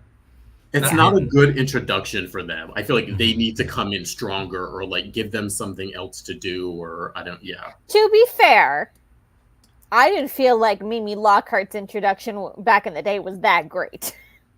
Yeah, I mean, I guess. But at least she didn't come in and was like, "Oh my God, I love that guy Sean Brady." Was it like, she had pictures of Sean in her locker or something where her and Belle were gonna have conflict. It was I mean, he just played the role of the best friend. If you were watching back in the day, the Last Blast crew, it was a little clunky in the beginning. Yeah, I'd say until Chloe showed up. They had to find their footing, and they had to find their footing as a group. It takes time. It's okay. We everybody's still, the actors are finding their footing, the characters are finding their footing. We just need to hang tight until they get a good repertoire going. Yeah, I feel like they need repartee is the word. they need like one other teen that has some sort of conflict with someone. Like they're, you know what I mean? Like maybe not necessarily like a Jan Spears, but they need someone else in this group. Like they're all like he's Tate's best friend and she's Holly's best friend. And like you said, the crush that Sophia has on Tate isn't really substantial. So it's like there's no real stakes here, I guess. Mm-hmm. But yeah, we'll see. I don't know. Like I said, I do like the actors. I think they're good. So just give them something to do, or like, you know. We did get to see more of Holly and Tate's chemistry this week. Yeah. And I feel like that was necessary. You need to do that building of them. Yeah.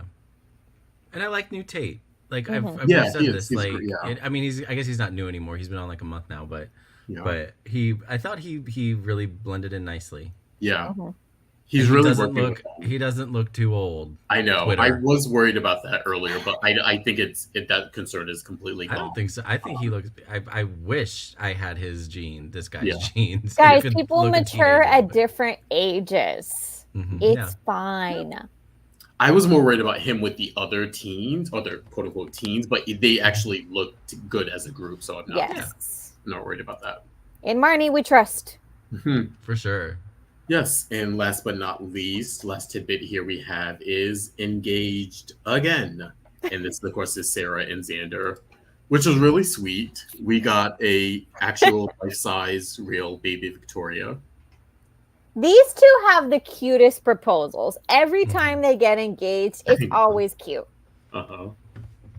It was schmaltzy, but it wasn't annoying to me. Yeah. And I don't know if it's them. Because it's Paul and Lindsay. Yeah, it's Paul and Lindsay, and the way they interact off each other is funny, and they're just a couple of goofballs, and it works. It works, and it's not just like I don't roll my eyes at it and it's like, oh god, this is too much, but it was cute because he was trying to be schmaltzy, then she got all up in her head being practical, and then they got cutesy, and it's them.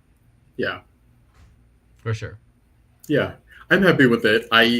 I think if I were like mapping out their relationship, I probably wouldn't have introduced a proposal now, but I'm totally fine with it. I think like they've, put them back together, and if they are going to get married or go to the altar, let them go through with it and leave them alone for a while. Like, yes. Yeah. This is now Are they related?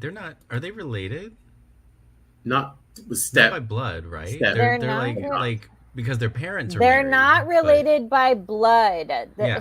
Maggie is her mother. Victor is his biological father, but he doesn't know that yet. Even if he knew that, they're not related by blood. No. It's still not as icky as like back in the day. Like the whole whoever Hope's mom was, and Julie and Doug, and Doug, like that. It's along those lines, but it's fine. Doug married his sister-in-law. This has been happening on soaps for ever and ever. It's fine. Yeah, it's fine. Yeah, guys, as long as they're not blood related, it's fine. And seriously, we have to.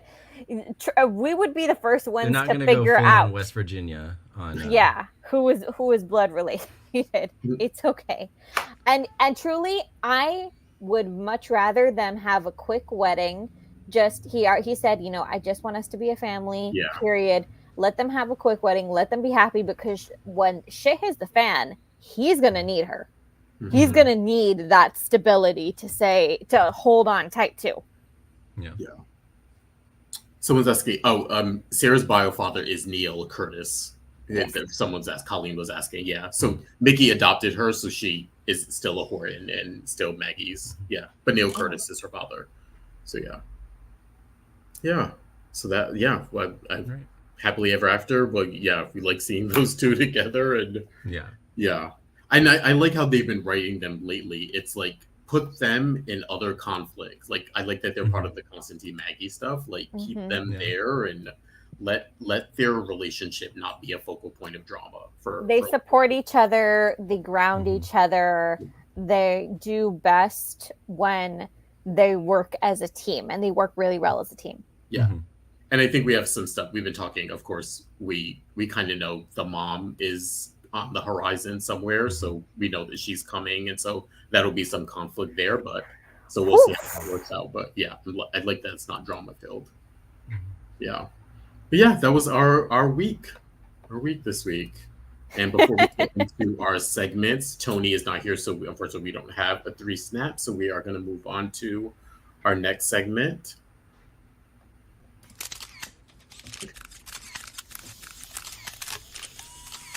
Caption that.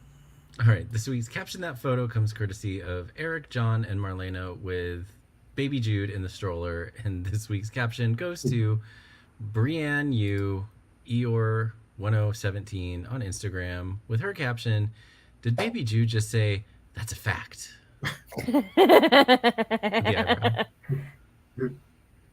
Which sidebar, I'm glad they finally announced. They never do this on soap, so I was surprised that they did it here. That like no one is ever, with all these like baby switches, no one's ever worried about the child looking like the parents. And then we had that with Marlena and John being like, "Oh, he does kind of look just like you." But I will say, just like you. I like that they did the adopted thing, because I do actually I hear that a lot. I don't know if you guys ever heard that, where I've even seen it too, where you'll see like adopted kids actually look like they're take on the mannerisms and yeah. Well, even like I always think of this sidebar, but Connor Cruz, Tom Cruise's son, sort of looks like him, even though they're of different ethnicities. He actually looks like Tom Cruise, which is always a funny thing. But yeah, that was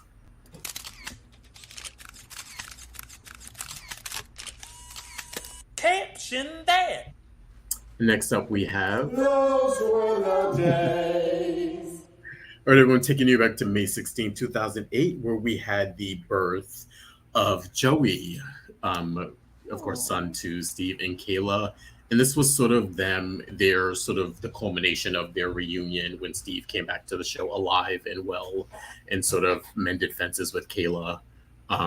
They got together, had Joey, of course, and then this is sort of weird twist of events before he actually leaves again. So in a weird way. So yeah, Steve and Kayla have many ups and downs throughout the relationship. But yeah, this was 2008, which would make Joey about 16, 17 now if he aged.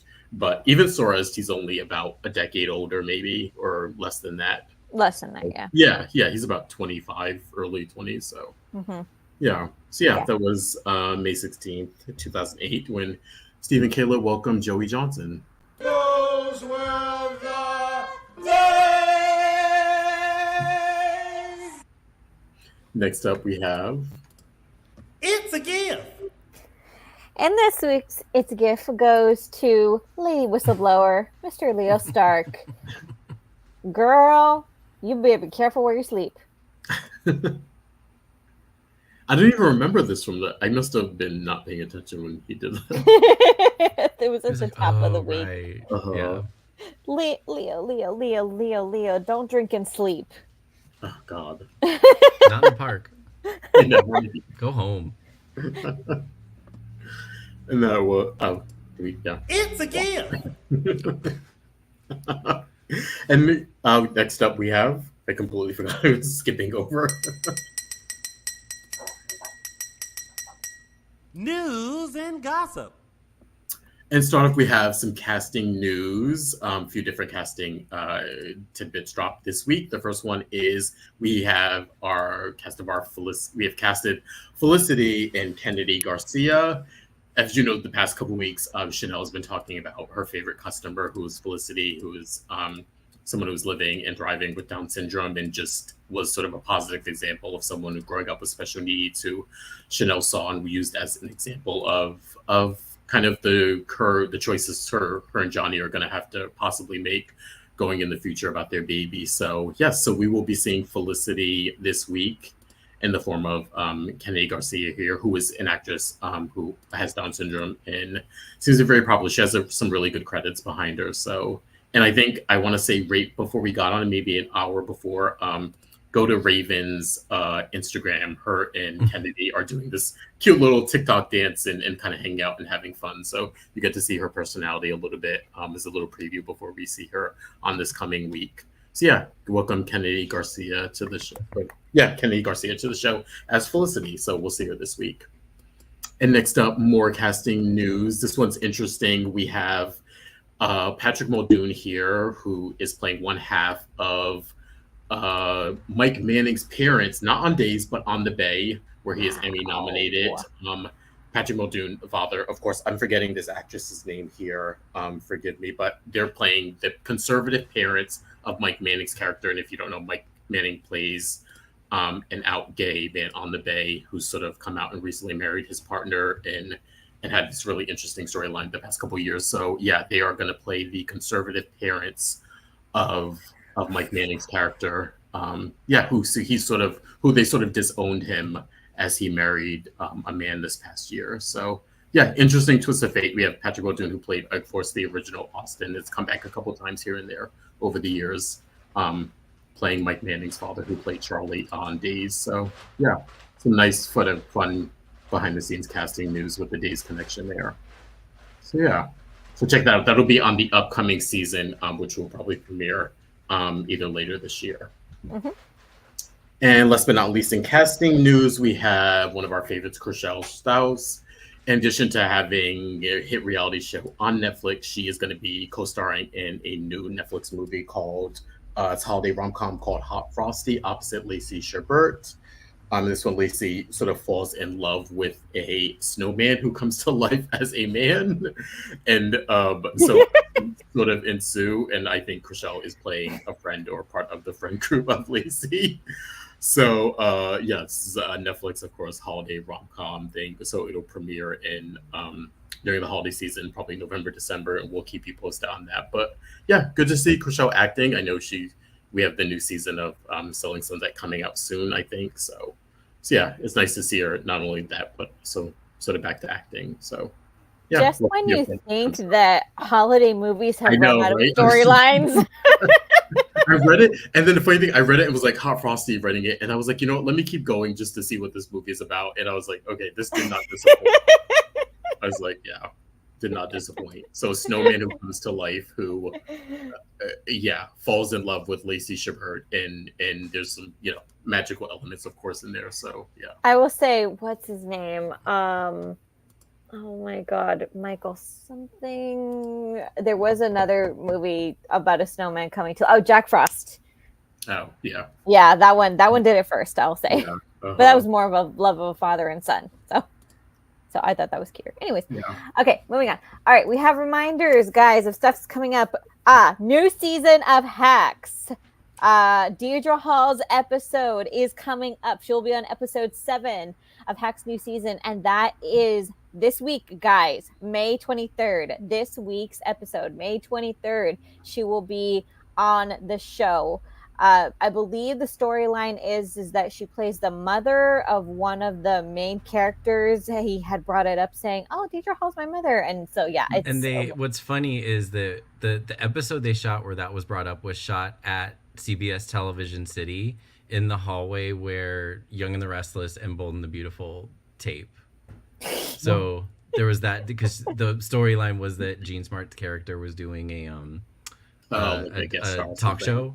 Oh, okay. And it filmed at Television City, and so they showed them walking down that hallway, and then he brings up the Deirdre Hall, like it's Jean Smart's character's talent manager, and his mom is Deirdre Hall, and they were trying to get her to be a guest on the show, but the mom was like, okay, my mom's asking. Sorry, I'm just spoiling it all. My mom's asking.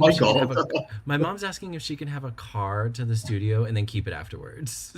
Like, it's stupid shit like that, but it's funny. It's so much fun. Yeah, it's such a fun show. If you haven't, nice watched to see Deidre out of her element as Marlena. Yeah. If anyone can go toe to toe with Jean Smart, it's Deirdre Hall. Mm-hmm. Yeah. Next up, upcoming events. The Hot Men of Days national event is going to be September 28th and 29th. Tickets will be available at StarImageEntertainment.com. Tickets also, that's information at tickets at eventbrite.ca. So you can see we have Eric Martzoff, Paul Telfer, Carson Boatman, Brandon Beamer, and Rob Wilson for that event. And then the day players have upcoming dates. As always, go to thedayplayersband.com for tickets. They have upcoming dates in Virginia, North Carolina, and New York. They seem to be sold out of the Batavia. Oh, that was that was in April. So that was in April. Yeah. So so they're taking a little bit of hiatus, and their next tour date will be in Fort Plain, New York, in June, and then they'll be they'll be in the East Coast area in June, and then take a summer break, and then be back on tour at the beginning of September. Mark your tickets if you're in the state. Just get your tickets. Because it's a great time.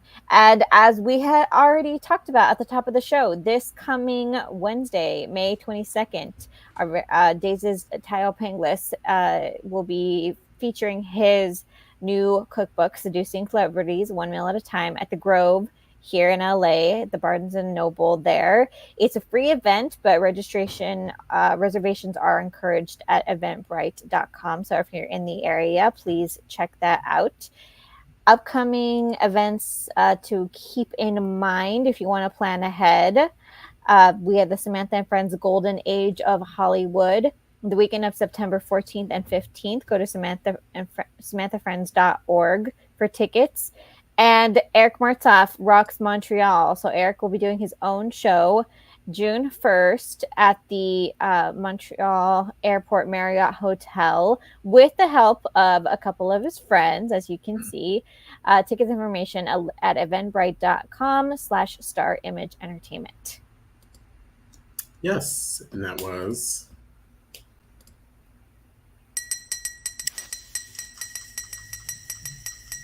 News and gossip. And now we have a preview of next week's episodes of Days. We're going home. We're going home. Home. The perp's name is Robert Stein. They both live inside his head. I'm here to take this baby. It's time I tell you the truth. Jude is not ours. He's Nicole and EJ's. Jude is your son. What? No, well, that was quick. Not the single tear. I will believe it when I see it. Yeah, I'm like, oh, is that a dream or? Yeah, I'll believe it when I see it. We've been teased so many times. This past week was just so confusing that I'm fully ready for it to be a dream sequence or a cop out. So I will believe it when I see it. Yeah. When Tony gets what he wants, which is Nicole's bitch slap heard around the world, then I'll believe it. Yeah, right. Yeah, we definitely have that coming. Yeah, so that was our show, everyone. Before we go, we want to remind you to check us out on our socials. You can find me on Instagram and Twitter at MLMattis. You can find me on Instagram at Justin Lee Hareld. And you can find me on Instagram and Twitter at Tia323 Araceli. And follow Tony everywhere at Lounging with Tony. And you can find the show at, again, Dishin Days Show on Facebook, at Dishin Days on Instagram, and Dishin Days on X, Thread/Twitter. Thanks, everyone. That was our show. Yeah, don't forget, want to thank Thaao Penghlis for stopping by and just having fun with us. He always has either some great stories or great tea to spill. He was on his best behavior as much as he could today, which was nice. So funny. Yes, and we brought it to you here, folks. The controversy last week about whether he was retiring or not retiring or coming back to Days or not coming back to Days, it is open-ended, and if they invite him, he would like to come back. So there's that. So, anybody who knows soaps, who isn't a hysterical soap Twitter person, knows that this industry is up and down. Okay? Yeah. You can never say never. You can never say no. You just have to ride the wave. Okay? Yeah, so that was our show this week. Thanks, everyone, and we will see you next week. Thanks. Bye.